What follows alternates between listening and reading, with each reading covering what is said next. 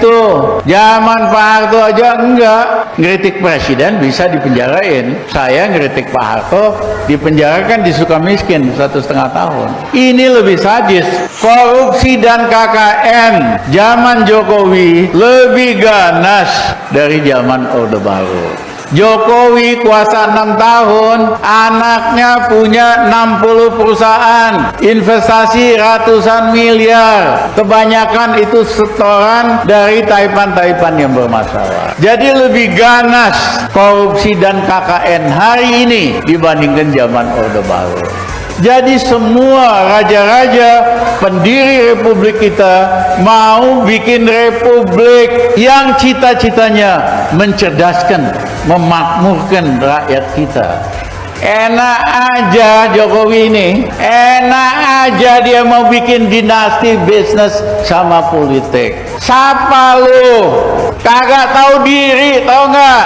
Oleh karena itu kita stop lah ini barang. Halo Bung. Kalau di rumah punya kaca, minimal tuh ngaca dulu, biar semua yang keluar dari mulut tuh ada faedahnya gitu loh. Produk gagal sok-sokan menyinyiri kemajuan bangsa. Terus dulu ketika Anda itu jadi menteri, ekonomi apa yang udah Anda selesaikan? Memalukan. Dan KKN zaman Jokowi lebih ganas. Assalamualaikum warahmatullahi wabarakatuh. Salam NKRI. Beliau ini kalau memberikan komentar-komentar itu sangat kelihatan sekali faktor sakit hati.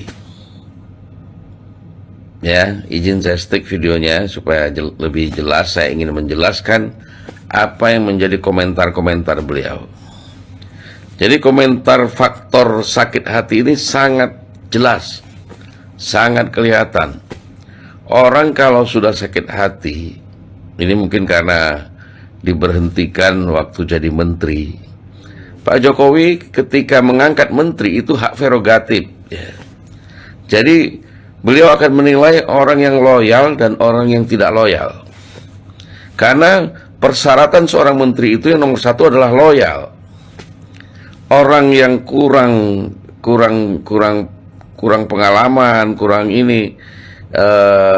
kurang cerdas, masih bisa diajarin gitu. Tapi kalau orang tidak loyal, ini repot. Semakin pintar orang tidak loyal, itu semakin merepotkan seorang presiden, ya. Makanya menteri paling utama adalah loyalitas, kerja yang nyata. Nah itu. Nah beliau ini tidak loyal, ya. Oleh sebab itu diberhentikan oleh Pak Jokowi. Nah saudara-saudara sekalian, beliau mengatakan zaman Pak Jokowi korupsi dan KKN itu lebih sadis katanya. Parameternya apa?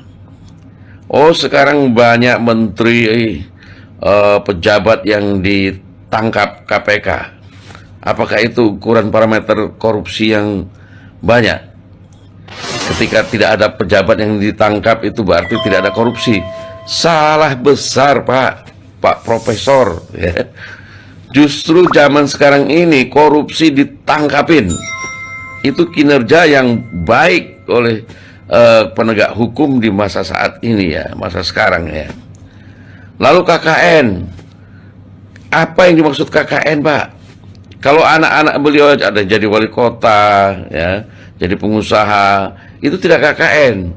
Karena itu dipilih oleh rakyat jadi wali kota. Kalau nggak dipilih rakyat nggak duduk, ya, sekalipun ayahnya presiden, ya. Begitu juga pengusaha, ya. Kalau dia punya 6 Jokowi siapa? Ya kan? Assalamualaikum warahmatullahi wabarakatuh. Izin state Mas Bro, saya ingin pertanyakan bahwa nama Rizal Ramli Masa lo nggak tahu Pak Jokowi itu siapa? Dia seorang presiden Republik Indonesia. Dan lo juga mempertanyakan anak presiden Kaisang selama 7 tahun punya perusahaan 60. Lo nggak tahu anak presiden itu punya privilege dan dia punya manajerial yang bagus, punya kemampuan berbisnis. Wajar dong. Banyak pengusaha-pengusaha yang ingin join menanamkan saham investasi ataupun membuka usaha bersama, dan dia punya kemampuan. Ingat itu, ingat sekali lagi, dia punya kemampuan. Ya kayak kamu sebenarnya, kamu tuh memang hebat ngomong, tapi dalam manajerial sebuah organisasi kamu nggak bisa apa-apa. Makanya dipecat sama Pak Jokowi, kamu jadi sakit hati. Ingat, perbaiki diri, kekuranganmu, jangan mencari-cari kekurangan orang lain. Itulah contoh ketidakmampuan kamu. Ingat, kalau kamu bagus pasti dipakai dimanapun kamu berada. Jangan sakit hati ya. Bye-bye. Ikut drama copras-copres. Selamat malam. Mendadak di FYP ku itu ada suaranya Pak Rizal Ramli ya. Dia politisi senior dan orang yang paling pintar di negeri ini, tapi sayangnya tidak dipakai di pemerintahan. Itu artinya apa? Jadi artinya pintar atau merasa pintar. Kalau dia tidak bisa bekerja sama dalam satu tim, ya dia akan mental, gitu kan. Dan lalu berteori seolah-olah kebenarannya itu adalah mutlak. Kalau ingin perubahan, ya dia harus bertahan di dalam pemerintahan atau bikin partai yang memenangkan dirinya. Dan dia sudah pernah bikin partai dan tidak laku.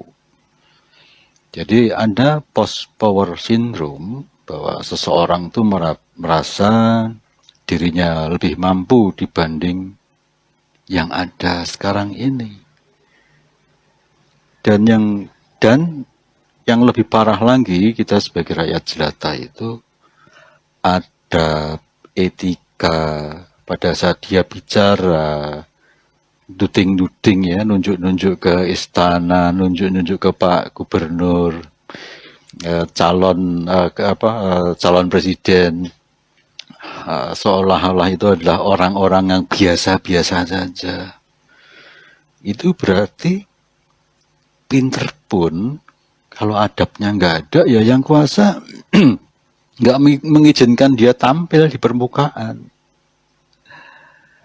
Yang harusnya pesta rakyat ini diisi dengan kegembiraan, akhirnya terkotori dengan hal-hal semacam ini. Dan orang-orang yang tidak suka dengan pemerintahan sekarang memanfaatkan itu.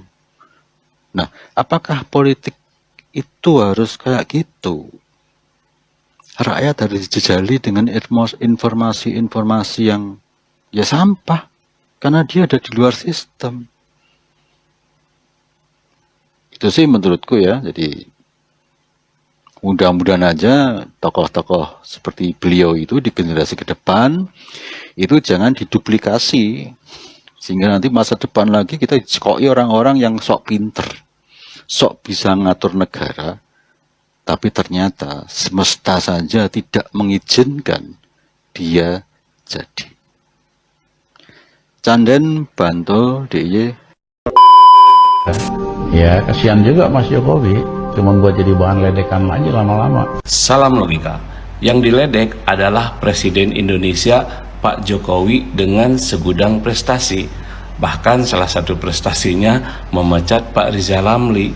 Sementara yang meledek adalah mantan Menteri Pecatan yang konon katanya seorang profesor, tetapi dia tidak bisa membedakan mana itu operasi plastik, mana itu digebukin. Pak Rizal, ada salam tuh dari Ratna Sarumpait, jawab ya.